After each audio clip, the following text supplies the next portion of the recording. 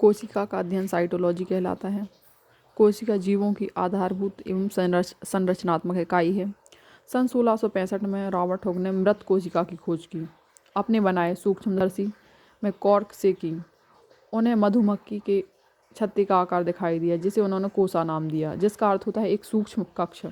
Robert Hooke का अध्ययन उनकी प्रसिद्ध पुस्तक माइक्रोग्राफिया में प्रकाशित है।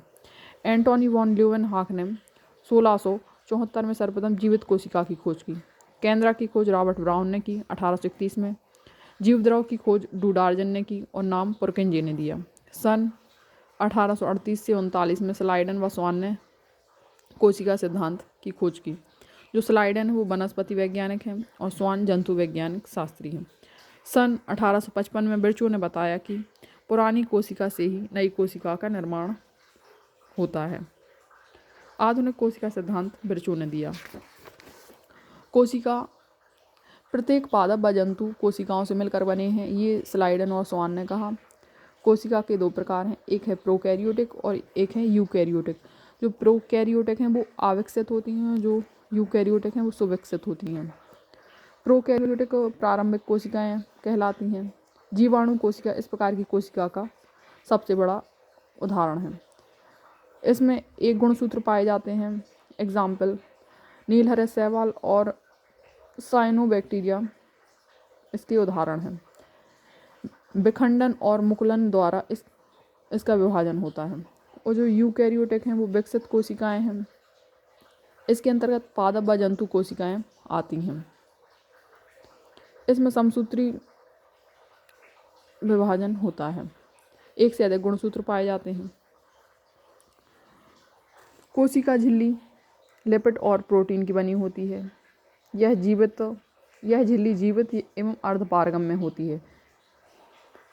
इसको चयनात्मक पारगम्य झिल्ली भी कहते हैं। इसमें दो परत प्रोटीन तथा बीच में एक परत लिपिड की होती है। यह अर्धपारगम्य झिल्ली है और जीवित।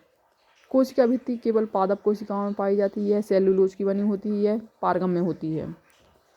अंतःप्रदप बीजालिका, इसकी खोज पोर्टर ने 1945 में की। कोशिका में परिवहन का कार्य कोशिकीय परिवहन तंत्र का निर्माण दो प्रकार से होता है।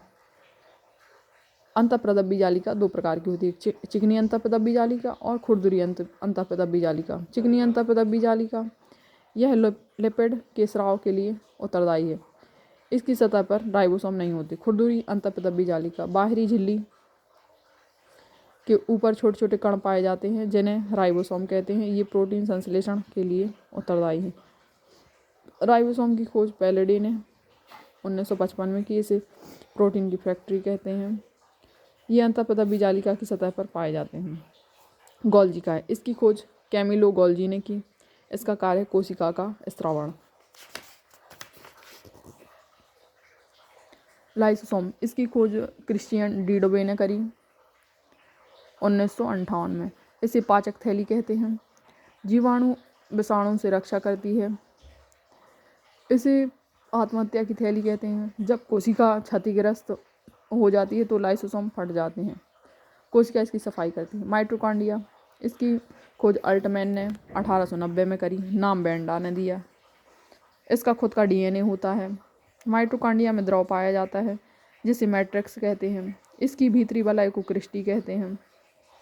इसमें कोशिकीय श्वसन में एटीपी का निर्माण होता है। इसे ऊर्जा का शक्तिगृह कहते हैं। Powerhouse of the cell कहते हैं। एटीपी को ऊर्जा की मुद्रा कहते हैं। एटीपी का फुल फॉर्म है एडिनोसिन ट्राइफॉस्फेट लवक। ये पादप कोशिकाओं में पाए जाते हैं। ये 3 प्रकार के होते हैं, आवर्णी, वर्णी और हरित लवक। वर्णी लवक ल्यूकोप्लास्ट, ये रंगहीन होते हैं और जड़ भूमिगत तने में पाए जाते हैं। इसके अंतर्गत एमाइलोप्लास्ट, एलायोप्लास्ट, एल्यूरोप्लास्ट पाए जाते हैं।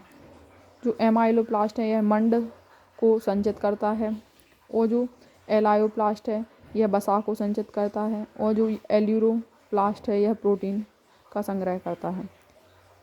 क्रोमोप्लास्ट या वर्णी लवक, ये रंगीन लवक होते हैं जो फूलों व फलों में पाए जाते हैं। गाजर में कैरोटीन टमाटर में लाइकोपीन पाया जाता है वर्णी लवक या क्रोमोप्लास्ट के कारण। हरित लवक कोशिकाओं का रसोई घर कहते हैं। ये हरे रंग के होते हैं जो पत्तियों में पाए जाते हैं। इनके द्वारा प्रकाश संश्लेषण की क्रिया संपन्न होती है। पर्णहरित का पौधा पर्णहरित के पौधे हरे दिखते हैं। पादप के अंदर रिक्तिकाएं पाई जाती हैं। कोशिका का संग्रह कक्ष रिक्तिका को कहते हैं। सिर्फ पादप के अंदर रिक्तिकाएं पाई जाती हैं। केंद्रक की खोज इसकी खोज रॉबर्ट ब्राउन ने की। कोशिका का नियंत्रण कक्ष भी केंद्रक को कहते हैं। विश्व की सबसे बड़ी कोशिका शुतुरमुर्ग का अंडा है। विश्व की सबसे छोटी कोशिका माइकोप्लाज्मा है। मानव की सबसे लंबी कोशिका तंत्रिका कोशिका है या न्यूरॉन। मानव की सबसे बड़ी कोशिका अंडाणु। मानव की सबसे छोटी कोशिका शुक्राणु या आरबीसी है। आरबीसी में नाभिक नहीं होता, केंद्रक होता है। आरबीसी में नाभिक नहीं होता और केंद्रक भी नहीं होता। आरबीसी में नाभिक भी नहीं होता और केंद्रक भी नहीं होता। केंद्रक के अंदर क्रोमेटिन जाल होता है। आरएनए को डीऑक्सीराइबोस न्यूक्लिक एसिड कहते हैं। सन 1950 में वाटसन क्रिक ने डीएनए का मॉडल दिया। डीएनए का द्विकुंडलित मॉडल दिया। डीएनए को डीऑक्सीराइबोस न्यूक्लिक एसिड कहते हैं और आरएनए को राइबो न्यूक्लिक एसिड कहते हैं।